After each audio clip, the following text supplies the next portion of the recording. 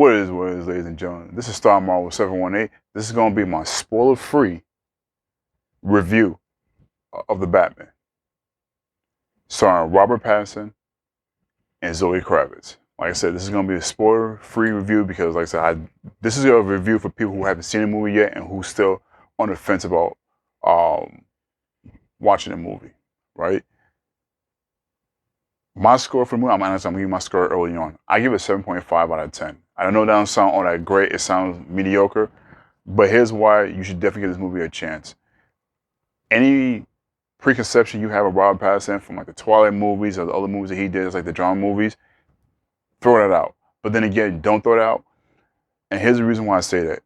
For me, his Bruce Wayne, or his portrayal of Bruce Wayne, is probably one of the most human versions of Bruce. He's not perfect. He makes mistakes and things like that. And you see he's a man guilt-ridden with trauma.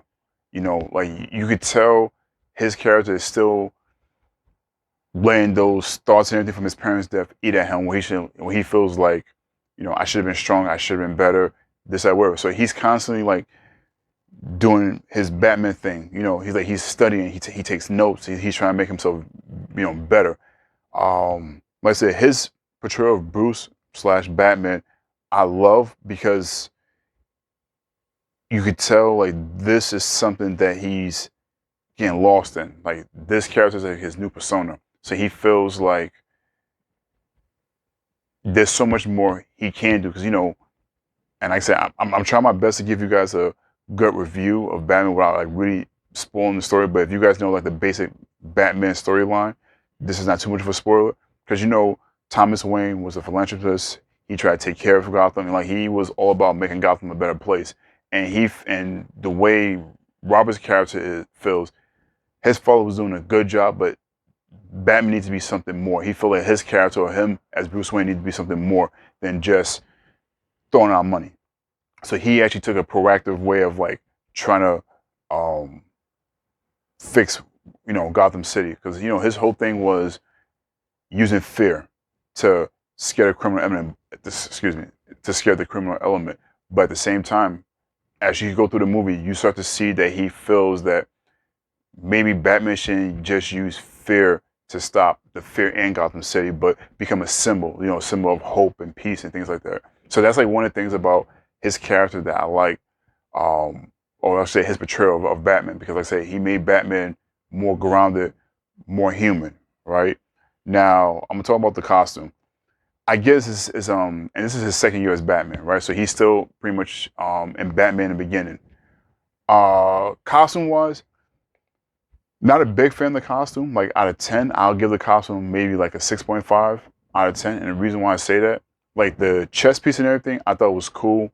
I thought the way the arm and everything was set up, chest and the leg parts. The high collar, it kind of reminded me of like a bomb flak suit. So that's like the only thing I didn't like. His helmet was cool. Helmet was cool. The way the cape and everything attaches to the rest of the suit, I thought was nice.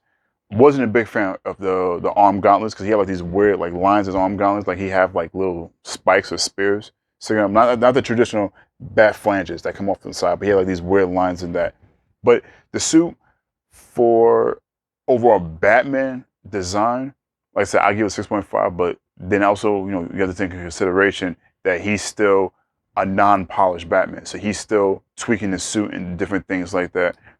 Gadgets is dope. Like I said, I don't want to spoil on like what gadget stuff he have, but the gadgets are dope, especially for a second year Batman. They're definitely his. Because, you know, like Christian Bale's Batman, and I know a lot of people is going to probably come at me about this, but Christian Bale Batman was more military. It was like, you know, the Wayne Industries had military contract. He pretty much took those military weapons, paint them black, made him his own. With Robert Pattinson's Batman, it's more Batman. It's more personal, you know? So you get that feel like he's tweaking different gadgets and tools and things like that for different scenarios. So he's sending, and I'll say a small little spoiler, like he takes notes. Like every time he does anything, he takes notes and he's trying to make things bigger and better and better for him being Batman. So that's what I said. That's one thing I like about his Batman. His Batman is very analytical. Action-wise, there is action in this movie. Don't get me wrong. There is action in this movie, but what you have to realize about this movie is more about Batman's detective skills. So this is Batman being more of the brain over the brawn. So if you want like a brawny Batman, one that's gonna kick ass and take names later, that should have been Affleck, which I think was probably my favorite Batman. But when it comes to like his Batman is just straight tech. Now when it comes, I mean straight, you know, analytical skills and tech. When it comes to Catwoman, I think Zoe Kravitz did a phenomenal job. Beautiful, sex appeal. She has a legit reason why she's Catwoman. She's fierce. She's very fierce. Her character is no holds barred. She can definitely take care of her own. She brings a different element of Catwoman that kind of remind me, and I say like with the sultry sexiness of almost like Eartha Kitt, right? If you guys are familiar with Eartha Kitt's Catwoman, you already know. And since she's like a modern day version of Eartha Kitt's Catwoman, I like her. She wasn't cheesy. She wasn't over the top. Like I said, she had great sex appeal, but it wasn't to the point where it's like, you know, she's just like flashing her boobs at you and it's just in your face. It was like, here's a little bit of sexiness, but here's some fierceness. And she's definitely a female warrior. Like that's one I can tell you about. Love her to death. Love her portrayal of Catwoman. Now going back to, let me see. I talk about Catwoman.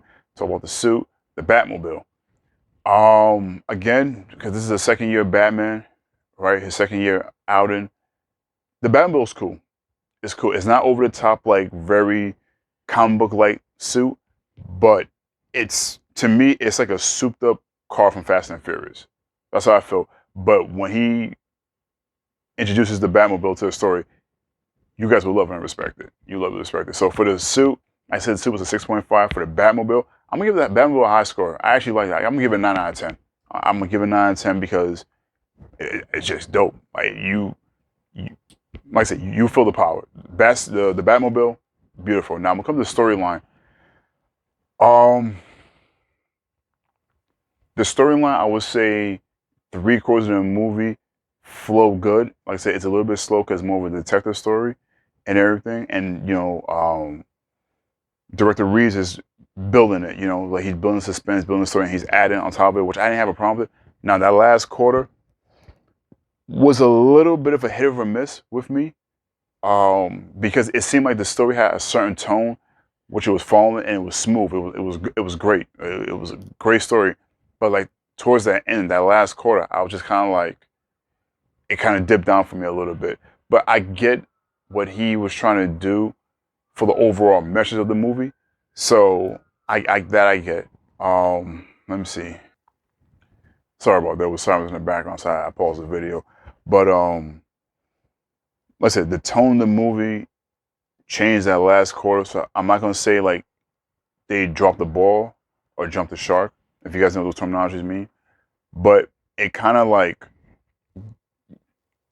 like a slight sour taste, you know, in my mouth about that. But it's not a bad movie. Like it's a good movie if you're out with your friends, if you're just a Batman fan. It's a good movie to watch if you're a Batman fan. It's just an overall good movie. It's great acting. Story was good. Like I said, there's a little minor things here and there, but it's definitely worth your money. So if anything, I'll definitely say, you know, check out the movie. Like, don't look at it for like the perfect comic book portrayal of Batman. Look at it as like more of a human, down to earth Batman. Like, experience Robert's emotion, the different states that he goes through as Batman. Like, you know, like you feel his grief, and that's one thing I can say about him. Like, because I'll be honest with you, I went in this thing it's gonna be a bad movie. I went in this with like a decent amount of hate. I was like, oh, I don't want to see Twilight. He went from being a vampire bat to the bat. Nah, I have a lot of respect for this man. Like, he did a great job as Batman. Zoe was great too. To me, she was like the star of the show too. Like, I give it to her. She was great too. Everything, even Colin Farrell's Penguin.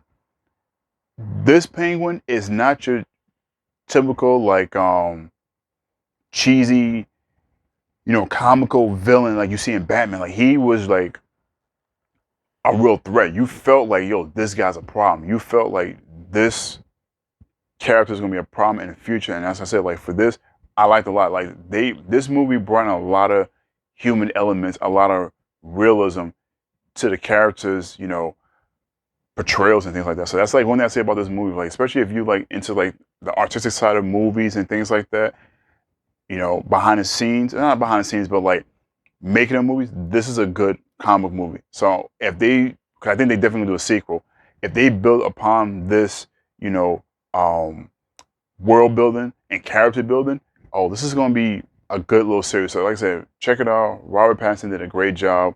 Like I said, I try my best to give you guys like a decent review. I know it sounds like crazy and spotty, but I don't want to spoil people for the movie. But yeah, give it a chance. Check it out. Trust me, you would not be disappointed. But this is Star Marvel 718. You guys know my saying. Let's have a conversation, y'all. I'm out.